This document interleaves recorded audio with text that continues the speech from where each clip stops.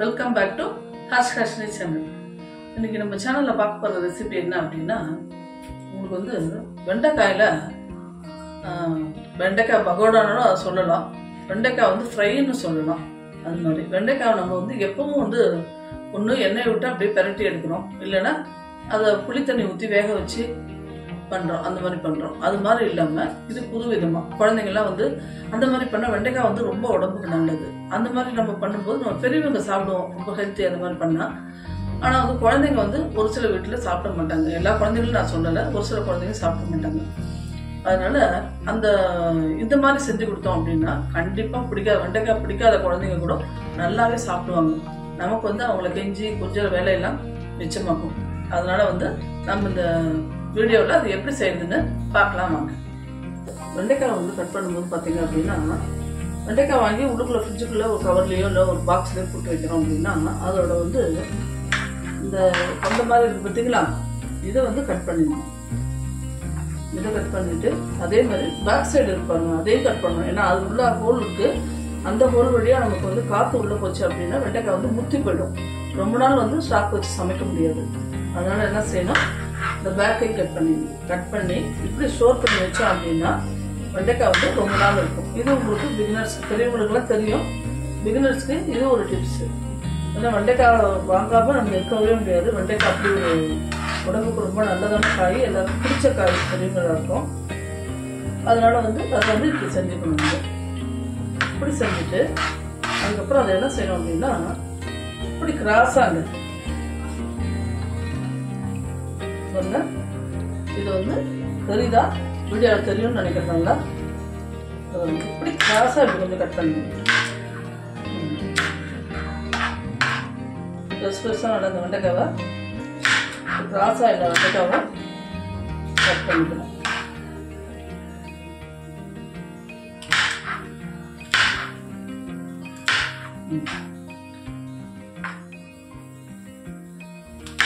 நான் ஒரு 1/4 கிலோ வெண்டைக்காய் எடுத்துருக்கேங்க. அது எல்லாத்தையும் கட் பண்ணிட்டு உங்களுக்கு காமிக்கிறேன். பார்த்தீங்கன்னா இந்த வெண்டைக்காவை இப்படி நீட்டமாக இப்படி நறுக்கி எடுத்துட்டாச்சு. தெரியுது, அவங்களுக்கு தெரியும்னு நினைக்கிறேன், கிட்ட கொண்டு வந்து காமிக்கிறேன். இப்போ கிராஸா கட் பண்ணியிருக்கேன்.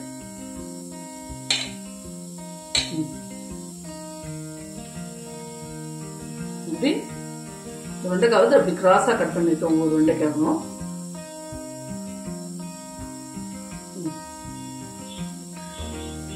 இந்த மாதிரி எல்லா வெண்டைக்காயும் நம்ம கிராஸா கட் பண்ணி எடுத்துக்கணுங்க. எடுத்துட்டு நான் வந்து ஒரு 200 கிராம் வெண்டைக்காய் எடுத்துட்டு இருக்கேன். இதுக்கு பார்த்தீங்க அப்படின்னா கார்ன்ஃப்ளவர் மாவு இருந்தால் போடலாம், இல்லைன்னா ஒன்றும் ஆப்ஷனல் தான் அது. இல்லைன்னா கடலை மாவு வீட்டில் நார்மலாக இருக்கும். கார்ன்ஃப்ளவர் மாவு வந்து எல்லார் வீட்லையும் இருக்கும்னு சொல்ல முடியாது. கடலை மாவு கண்டிப்பாக மோஸ்ட்லி எல்லார் வீட்லையும் இருக்கும். இந்த கடலை மாவு ஒரு 150 கிராம் 150 கிராம் கடலை மாவு இந்த கப்பில் எடுத்து வச்சிருக்கேன். அதை நம்ம அப்படியே போட்டுக்கலாம்.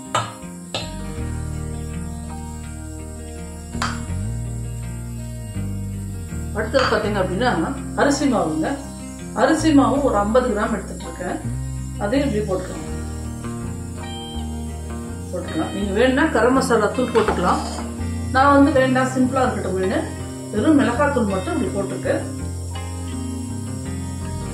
மிளகாத்தூள் வந்து இதுக்கு பார்த்தீங்க அப்படின்னா ஒரு 2 ஸ்பூன் எடுத்துருக்கேங்க. நார்மலா போடுற ஸ்பூனால ஒரு 2 ஸ்பூன் எடுத்துருக்கேன். ரொம்ப காரம் வேணா, குழந்தைங்க சாப்பிடணும் அப்படின்னு.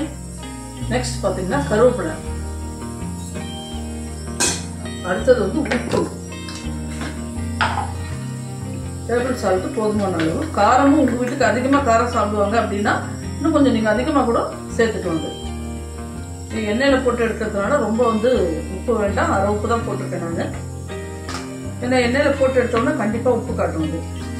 வெண்டைக்காவும் ரொம்ப உப்பு தாங்குற பொருள் கிடையாது. அதனால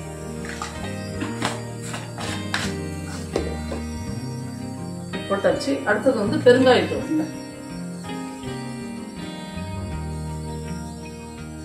பெருங்காயத்தூள் அவ்வளோதான். இதுக்கு தேவையான பொருள் அவ்வளோதான். இதை வந்து நம்ம என்ன பண்ணுவோம், கொஞ்சம் தண்ணி தெளிச்சுக்கணும். தண்ணி தெளித்து நல்லா வந்து மேக்னேட் பண்ணி வச்சிடணுங்க. நல்லா பிசிறி இப்படி வச்சிடணும். லைட்டாக தண்ணி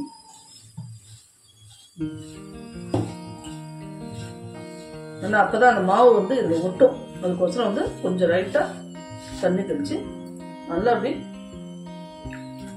பிசறி வச்சிடணும். இப்போ நல்லா மேலே இங்கேயும் நல்லா பிசறிக்கணும். பிசறி ரொம்ப ஊற வேண்டாம். ஒரு 2 மினிட்ஸ்லேருந்து 5 மினிட்ஸ் ஊறினாலே போதும். நம்ம இப்படி பிசறும் போதே அது என்ன ஆகும், நல்லா ஊறிக்கும். எதுவுமே மாவு அடியில் தங்காதுங்க, அப்படியே நல்லா பிசறிக்கும்.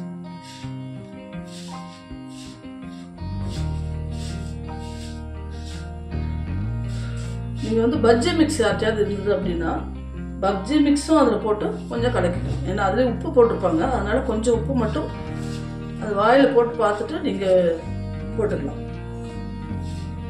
இல்லைன்னா சிம்பிளாக இது மாதிரி இப்போ நான் சொன்ன பாருங்க, அது மாதிரி 150 கிராம் கடலை மாவு, 50 கிராம் வந்து அரிசி மாவு, உப்பு, கொஞ்சம் காரப்பொடி, அதாவது வெறும் மிளகாய்த்தூள், காஷ்மீரி மிளகாய்த்தூளாக இருந்தாலும் ஓகே தான். மிளகாய்த்தூள் ஒரு 2 ஸ்பூனு, பெருங்காயம், உப்பு போட்டு பிசறி மூடி வச்சிடலாம் கொஞ்ச நேரத்துக்கு. ஒரு 5 மினிட்ஸ் கழிச்சு நான் உங்களை பார்க்குறேன். பாருங்க, அடுப்பில் வந்து எண்ணெய் வச்சிருக்கேன். இப்போ எண்ணெய் வந்து கொஞ்சம் காயிட்டோம். காய்ஞ்சதுக்கப்புறம் நம்ம இது பாருங்க நல்லா ஊறிடுது. வெண்டைக்காய் வந்து ஃபுல்லாகவே நல்லாவே ஊறிடுது. நல்லா ஊற்றி வச்சு பாருங்க. ஊறினதுக்கப்புறம் நம்ம இதில் வந்து போட்டு பொரிச்சு எடுக்க கொண்டிருந்தோம்.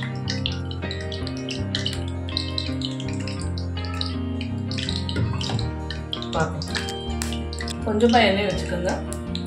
ஏன்னா சுட்டான நிறைய மீன் தான் வந்து அதில் செலவழிக்க முடியாது. அதனால தான் வந்து கொஞ்சமாக வச்சுக்கணும். இப்போ சுட்டானையே சேர்க்கக்கூடாதுன்றாங்க டாக்டர்ஸ்லாம். கரண்டி ஈரமாக இருக்குன்னு இந்த நெருப்பில் கொஞ்சம் அடியில் இப்படி காமிச்சோம்னா லைட்டாக வந்து இதாகிடும், கொஞ்சம் காஞ்சிடும். அதுக்கோசரம் இப்படி விடுவேன்.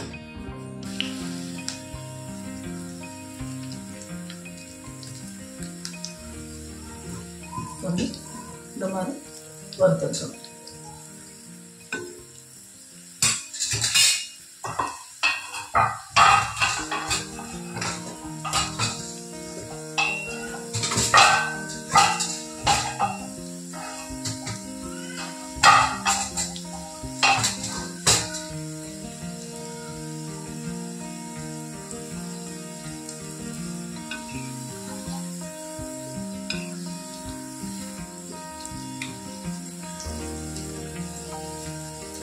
நல்லா திருப்பி விட்டுருங்க. 2 பக்கம் அடிக்கடி திருப்பி விட்டு எடுக்கணும்.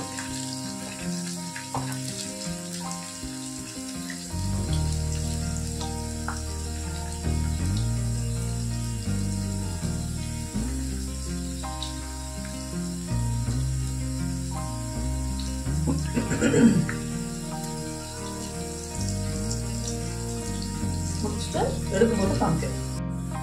நம்ம எடுக்கும்போதே தெரியும், அப்படியே ஒரு மாதிரி லேசாகிடும். வெண்டைக்காய் வந்து போச்சுன்னா வெயிட் இல்லாமல் ஒரு மாதிரி லேசாக இருக்கும். அதில் நம்ம தெரிஞ்சுக்கலாம் எங்கே போச்சுன்னு. இடமும் கலரும் பாருங்க நல்லா மாறி போச்சு. வெண்டைக்காயோட கலர், வெண்டைக்காயோட கலரும் மாறிடும் உங்களுக்கு.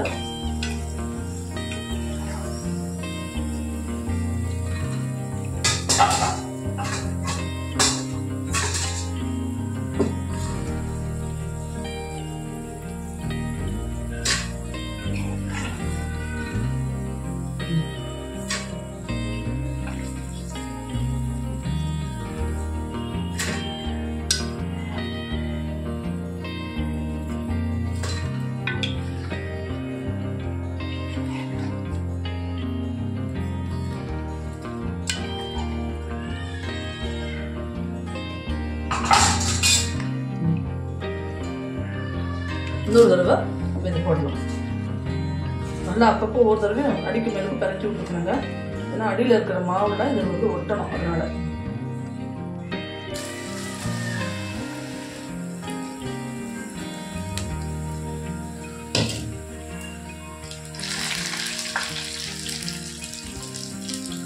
அவ்வளோதான்.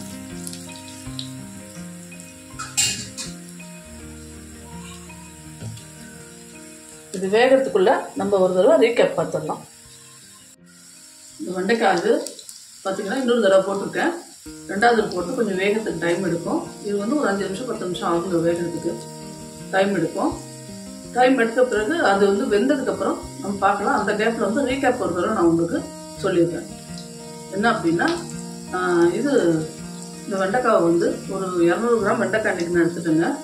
அதை வந்து கிராஸாக அப்படியே கிராஸாக கட் பண்ணணும். அதோட அந்த தலை வந்து கொண்ட மாதிரி இருக்குதுங்க, அதுவும் அந்த பின்னாடி உள்ள அந்த கூம்பு மாதிரி இருக்கும் பின்னாடி வெண்டைக்காவோட பின்னாடி, அதையும் கட் பண்ணி எடுத்துடணும்.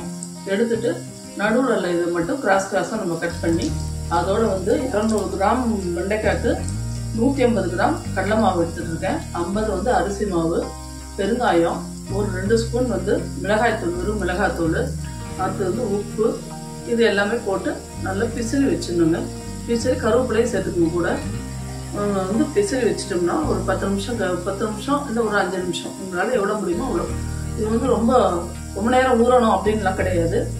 போட்ட உடனே அந்த கடலை மாவு அடிக்க மேலுக்கு நல்லா மாவு எல்லாம் பிசிறி வச்சுட்டு கொஞ்சம் தண்ணி தெளித்து நல்லா அடிக்க மேலுக்கு பிசிறிக்கணும். பிசிறிட்டு எண்ணெய் நல்லா காஞ்ச உடனே இடுப்பு சட்டி எண்ணெய் வச்சு எல்லாம் காஞ்சி எடுக்கணும். அப்படியே பொரிச்சு எடுக்க வேண்டியதாங்க. அந்த பசங்க அப்படியே வெறுமையாகவே பகோடா மாதிரி சாப்பிடுவாங்க. ரொம்ப சூப்பராக இருக்கும் டேஸ்ட்டு. ஒரு தடவை வந்து எல்லாரும் ட்ரை பண்ணி பார்த்துட்டு கமெண்ட்ஸில் எப்படி இருக்குன்னு சொல்லுங்கள். இது வந்து பார்த்திங்கன்னா குழம்பு சாதம், ரச சாதம், மோர் சாதம், குழந்தைகளுக்கு வந்து ஒரு தயிர் சாதம் வச்சுக்க, இல்லை ஏதோ ஒரு சாதம், கலர்ன சாதம், வெரைட்டி ரைஸ் எது வச்சாலும் சரி ஒன் ஸ்பாட் பண்ணிட்டு எல்லாத்துக்குமே இது வந்து சூட் ஆகுங்க.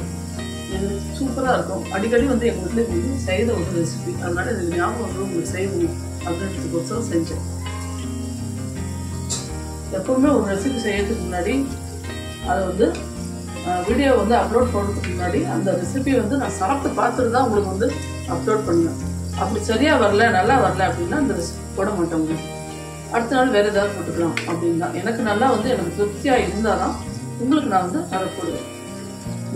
இது வந்து வெண்டைக்காய் பொதுவாக பார்த்தீங்கன்னா உடம்புக்கு ரொம்ப நல்லதுங்க. அதோட அந்த வேண்டாம் அப்படின்னு அந்த வெண்டைக்காயோட அந்த தலையை கொண்ட மாதிரி இருக்கு இல்லையா, அது வேண்டாம் நம்ம கட் பண்ணி கடாசணும். ஆனால் அதை வந்து நைட்டில் வந்து ஒரு 4-5 வெண்டைக்காயோட இதை வந்து ஊற போட்டோம்னா ஒரு 1/2 டம்ளர் தண்ணியில் ஊற போட்டோம்னா காலையில் ஏந்தா அது ஒரு கொழுப்பு தன்மையோடு இருக்கும். அந்த வெண்டைக்காய் அந்த இதை வந்து எடுத்து போட்டுட்டு அந்த வெண்டைக்காயோட அந்த கொண்டையை எடுத்து போட்டுட்டு அந்த தண்ணியை மட்டும் சாப்பிட்டோம்னா கொஞ்சம் குழப்பாக குடிக்கிறதுக்கு கொஞ்சம் கஷ்டமாக தான் இருக்கும். சுகர் பேஷண்ட்ஸ்க்கு ஒரு வாரத்திலே பார்த்தீங்கன்னா சுகர் வந்து நார்மலாகிடுது. நான் அது வந்து எங்கள் மாமியாருக்கு அடிக்கடி செஞ்சு தருவேன். நான் வந்து என்னோட அனுபவத்தில் எனக்கு வந்து ஒரு ஆயுர்வேதிக் டாக்டர் சொல்லி நான் கேள்விப்பட்டு அதை போட்டு கொடுத்துருக்கேன் டெய்லி. அது மாதிரி வந்து இந்த வெண்டைக்காவில் அவ்வளோ சத்து இருக்குது. பிரெயினுக்கு வந்து சுருங்கி விடுகிற தன்மை வந்து அதிகரிக்கணும் சொல்லுவாங்க பெரியவங்களாம். வெண்டைக்காய் வந்து அதிகமாக சாப்பிட்டோம்னா மேக்ஸ் நல்லா வரும் அப்படின்னு. அப்போ வந்து மேக்ஸ் நல்லா போடுறாங்க ஒருத்தரோம்னா டக்குன்னு டிஷ்ஷன் எடுத்தாலும் மேக்ஸ் போட முடியும். அப்போ வந்து அந்த வெண்டைக்காயோட பிரெயினோட சுருங்கி விடுகிற தன்மை வந்து அதிகரிக்குமா அந்த வெண்டைக்காய். அதனால கண்டிப்பாக குழந்தைங்களுக்கு எல்லாத்தையும் சொல்லி நம்ம வந்து மிஸ் பண்ணாமல் வெண்டைக்காவை கொடுப்போம். எங்கள் வீட்லேயே எங்கள் அர்ச்சன் வெண்டைக்காய் அவ்வளோ சாப்பிட மாட்டான். அதனால தான் சொல்கிறேன் நான். எப்படி சாப்பிடுவான், ரொம்ப கம்பல் பண்ணி அம்மா கொஞ்சம் தான் ஏதாவது ஒரு கதையை சொல்லி கொடுப்போம், சாப்பிடுவோம்.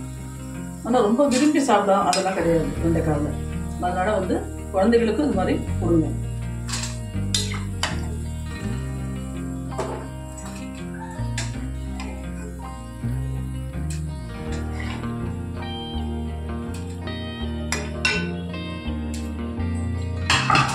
முடிச்சுட்டு நான் உங்களை பார்க்குறேன். வெண்டைக்காய் ஃப்ரை ரெடி ஆகிடுச்சு. இது பாருங்கள், இது மாதிரி வந்து எல்லாரும் செஞ்சு பார்த்துட்டு எனக்கு கமெண்ட்ஸ் எல்லாம் எப்படி இருக்குன்றத சொல்லுங்கள். லைக் பண்ணுங்கள், ஷேர் பண்ணுங்கள், சப்ஸ்கிரைப் பண்ணுங்கள். இன்னைக்கு வீடியோ எல்லாருக்கும் பிடிச்சிருக்குன்னு நான் நினைக்கிறேன். நாளைக்கு வந்து வேற ஒரு வீடியோவில் உங்களை நான் சந்திக்கிறேன். நன்றி, வணக்கம்.